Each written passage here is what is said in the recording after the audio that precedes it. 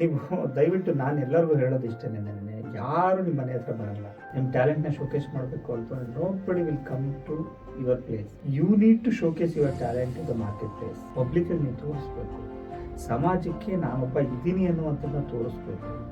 ನೀವು ತೋರಿಸ್ದೆ ನಿಮ್ಮ ಹತ್ರ ಯಾರು ಬರಲ್ಲ. If you want to find out them ಅಂತ ಹೇಳ್ತಂದ್ರೆ you need to consistently maintain your songs in different variations. ಈಗ ಸಿಂಗರ್ ಅಂತ ಲೆಕ್ಕ ಹಾಕೋಣ, ಒಬ್ಳು ಫೀಮೇಲ್ ಸಿಂಗರ್ ಇದ್ದಾಳೆ ಅಂತ ಹೇಳ್ತಂದ್ರೆ ಒಂದು ಇನ್ಸ್ಟಾಗ್ರಾಮ್ ಅಕೌಂಟ್ನ ಇವತ್ತಿಂದ ಓಪನ್ ಮಾಡಿ. ಡೋಂಟ್ ಹರಿ, ಇವತ್ತಿಂದ ಓಪನ್ ಮಾಡಿ. ಸೊ ಇವತ್ತು ಒಂದು ಯೂಟ್ಯೂಬ್ ಚಾನಲ್ನ ಓಪನ್ ಮಾಡಿ, ದಿನ ಹಾಡು ಹೇಳಲಿಕ್ಕೆ ಅಂತ ಶುರು ಮಾಡಿ. ಹಾಡಿ ಹಾಡಿ ಹಾಡಿ ಹಾಡಿ ಹಾಡಿ ಇದು ಒಂದು ರೆಕಾರ್ಡ್ ಆಗಿ ಹೋಗ್ತಾ ಇರುತ್ತೆ. ಹಾಗೇನೇ ಯಾರಾದ್ರೂ ಕೇಳಿದಾಗ ಸರ್ నేను ಈ ವೇರಿಯೇಷನ್ಸ್ ಅಲ್ಲೂ ಆಡಿದ್ದೀನಿ ಅಂತ ನೀವು ತೋರಿಸೋದಕ್ಕೆ ನಿಮ್ಮ ಹತ್ರ ಒಂದು ಗ್ಯಾಲರಿನೂ ಆಗಿರುತ್ತೆ. World's best strategist, king of deal closure, highest paid consultant, smart entrepreneur, international speaker, unique author,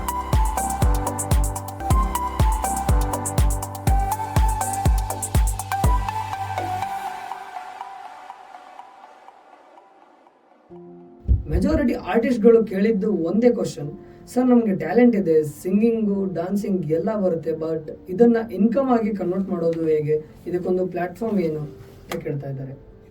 ಇದನ್ನ ನಾನು ಉತ್ತರ ಕೊಟ್ಟಿದ್ದೀನಿ ಈಗ ಆಲ್ರೆಡಿ. ಯಾವುದರಲ್ಲಿ ಒಂದು ಕ್ವಶನ್ ಆ್ಯಂಡ್ ಆನ್ಸರ್ ನನ್ನ ಕಮೆಂಟ್ಸ್ ಓದಿದ್ರಲ್ಲಿ ಅದ್ರ ಬಗ್ಗೆ ಕೊಟ್ಟಿದ್ದೀನಿ.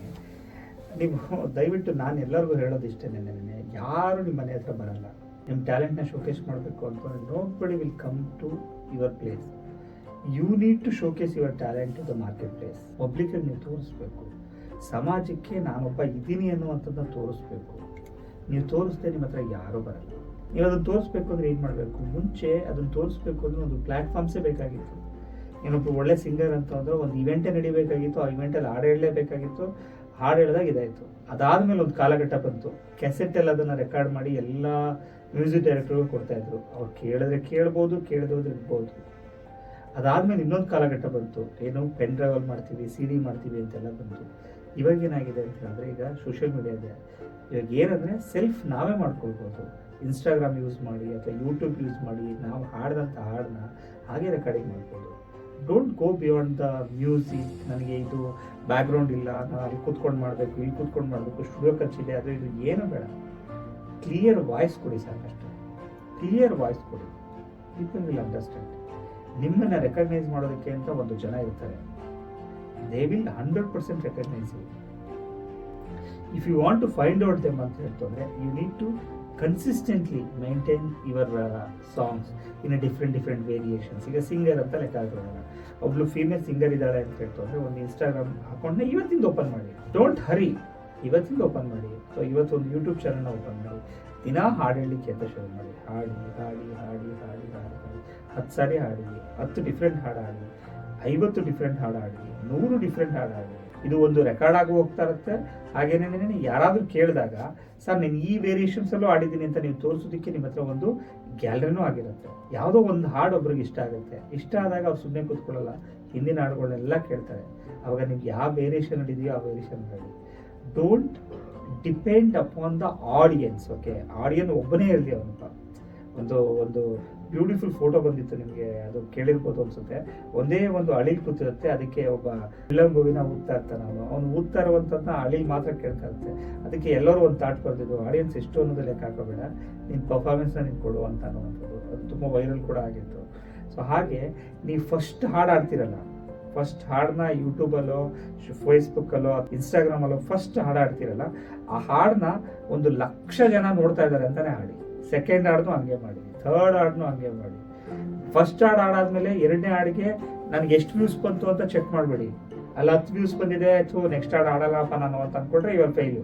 ಅದು ನೆಕ್ಸ್ಟ್ ಹಾಡನ್ನು ಕೂಡ 1,00,000 ಜನ ನೋಡ್ತಾರೆ, 10,00,000 ಜನ ನೋಡ್ತಾರೆ ಅಂತ. ನಾನೀಗ ಅದೇ ಥರ ಮಾಡ್ತಿರುವಂಥದ್ದು. ಈ ಪಾಡ್ಕಾಸ್ಟ್, ಈ ವಿಡಿಯೋ ಇದು ನಾನು ಒಬ್ಬರಿಗೆ ಅಂತ ಮಾಡ್ತಾ ಇಲ್ಲ. ನಂದು ಈಗ ಆಲ್ಮೋಸ್ಟ್ ಒಂದು 200-250 ವ್ಯೂಸ್ನ ನೋಡ್ಬೋದು ಅನ್ಸುತ್ತೆ.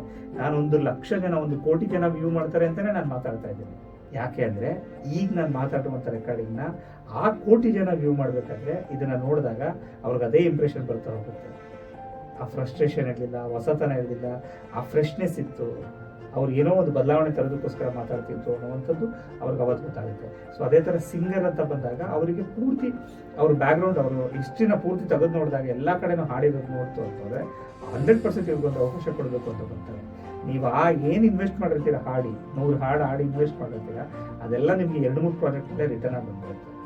ಸೊ ನೀವು ಯಾರನ್ನೂ ಕೇಳೋ ಅವಶ್ಯಕತೆ ಇಲ್ಲ. ನಿಮ್ಮ ಗ್ಯಾಲರಿನ ನೀವೇ ರೆಡಿ ಮಾಡ್ಕೊಳ್ತಾ ಹೋಗ್ಬೋದು. ಆ ಗ್ಯಾಲರಿ ಏನಾಗುತ್ತೆ ನೀವು ಇನ್ಕಮ್ ತರ್ತಾ ಹೋಗುತ್ತೆ. ತುಂಬ ಧನ್ಯವಾದ ಸರ್. ನಮ್ಮ ಆರ್ಟಿಸ್ಟ್ಗಳಿಗೆ ಒಂದು ಕಾನ್ಫಿಡೆನ್ಸ್ ಬೂಸ್ಟ್ ಮಾಡಿದ್ದೀರಾ, ಹಾಗೆ ಸಂಕ್ಷಿಪ್ತವಾಗಿ ತಿಳಿಸಿದ್ದೀರಾ. ಈಗಿರುವಂಥ ಪಾಪ್ಯುಲೇಷನ್ ಏನು ಸೋಕಾಲ್ಡ್ ರಿಯಲ್ ಎಸ್ಟೇಟ್ ಮಾಡ್ತಾ ಇದ್ದಾರೆ ಅವರೆಲ್ಲ ಒಂದು ಸೈಟ್ನ ತಗೊಳ್ಬೇಕು, ಸೇಲ್ ಮಾಡಿಸ್ಬೇಕು, ಅಥವಾ ಮನೇನ ತಗೋಬೇಕು, ಮನೆ ಸೇಲ್ ಮಾಡಿಸ್ಬೇಕು ಅಂದರೆ ಬ್ರೋಕರ್ ರೀತಿಯಲ್ಲಿ ಯೋಚನೆ ಮಾಡ್ತಾ ಇದ್ದಾರೆ. ಫಾರ್ ಎಕ್ಸಾಂಪಲ್ 1 ಎಕರೆ ಬರುತ್ತೆ ಅಂತ ಅನ್ಕೊಳ್ಳಿ. ಆ 1 ಎಕರೆ ಜಾಗನ ನಾವು ಹೋಗ್ಬಿಟ್ಟು ಒಂದು ದೊಡ್ಡ ಕಂಪ್ನಿ ಹತ್ರ ಪ್ರಪೋಸ್ ಮಾಡಿ, ನೋಡಿ ಈ ಥರ ಅಮೆರಿಕದಲ್ಲಿ ಈ ಥರದ ಶಾಪಿಂಗ್ ಕಾಂಪ್ಲೆಕ್ಸ್ ಇರುತ್ತೆ, ಈ ಏರಿಯಾದಲ್ಲಿ ಇಷ್ಟು ಜನ ವೆಲ್ತಿಯಸ್ಟ್ ಪೀಪಲ್ ಇದ್ದಾರೆ, ನೀವು ಯಾಕೆ ಇದನ್ನು ಇಲ್ಲಿ ಓಪನ್ ಮಾಡ್ಬೋದು, ಇಲ್ಲಿ ಓಪನ್ ಮಾಡ್ತು ಅಂತ 100% ಜನ ಎಲ್ಲ ಇಲ್ಲಿ ವಾಕಿಂಗ್ಸ್ ಆಗ್ತಾರೆ. ಆ್ಯಂಡ್ ನೀವು ರೆವಿನ್ಯೂನು ಕೂಡ ಏನು ರೆಂಟ್ನ ಕಟ್ಕೊಡ್ತು ಅಂದರೆ ಬೇರೆ ಲೆವೆಲ್ ರೆವಿನ್ಯೂ ಬರುತ್ತೆ. ಸೊ ಈ ಥರ ರಿಯಲ್ ಎಸ್ಟೇಟ್ನ out of the box think ಮಾಡೋಕ್ಕೆ ಶುರು ಮಾಡ್ತು ಅಂತಂದರೆ ಒಂದು you will become a pioneer. ಇನ್ನೊಂದೇನಪ್ಪ 100% ಜನ ನಿಮ್ಮನ್ನೇ ಹುಡ್ಕೊಂಡು ಬರ್ತಾರೆ, ಯಾಕಂದರೆ ನೀವು ಆ ಥರ ಕ್ಲೈಂಟ್ಸ್ಗಳನ್ನ ತರ್ತಾ ಹೋಗ್ತೀರ.